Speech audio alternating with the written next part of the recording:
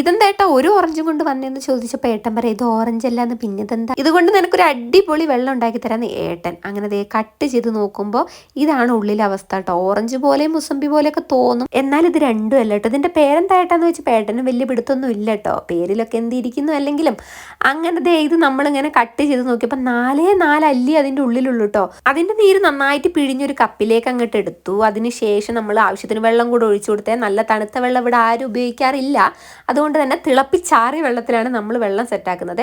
കുരു കണ്ടില്ലേ, നമ്മളെ ബബ്ലി മൂസിന്റെ ഒരു കുരു പോലുള്ള കുരുവാണ്. കുരു കണ്ടപ്പോഴേ എനിക്കൊരു കാര്യം ഓർമ്മ വന്നത്, അനിയൻ ഇന്ന് വരുമ്പോൾ ബബ്ലി മൂസ് കൊണ്ടുവന്നിട്ടുണ്ടായിരുന്നു. അതുപോലെ തന്നെ കുറേ കണ്ണിമാങ്ങയും കൊണ്ടുവന്നിട്ടുണ്ട്. കണ്ണിമാങ്ങ അച്ചാറിടാൻ വേണ്ടിയിട്ടാണ് അവൻ കൊണ്ടുവന്നത്. കണ്ണിമാങ്ങയുടെ കാര്യമൊക്കെ പിന്നെ അമ്മ നോക്കിക്കോളും. ഇനി അങ്ങോട്ട് മഴക്കാലമല്ലേ, അച്ചാറൊക്കെ ഉണ്ടായാൽ നല്ലത്. അങ്ങനെ വെള്ളം സെറ്റായി ഏട്ടൻ തന്നെ ആദ്യം കുടിച്ചു നോക്കുന്നുണ്ട്, പിന്നെ ഞാനും കുടിച്ചിട്ടോ. എന്തായാലും വെള്ളം അടിപൊളിയായിരുന്നു കേട്ടോ. ലെയിമാണോ എന്ന് ചോദിച്ചാൽ ലെയിമല്ല, പക്ഷെ എന്തൊക്കെയോ ഒരു പ്രത്യേക രുചി ഉണ്ടായിരുന്നു. അപ്പം ഇന്നത്തെ വീഡിയോ എത്ര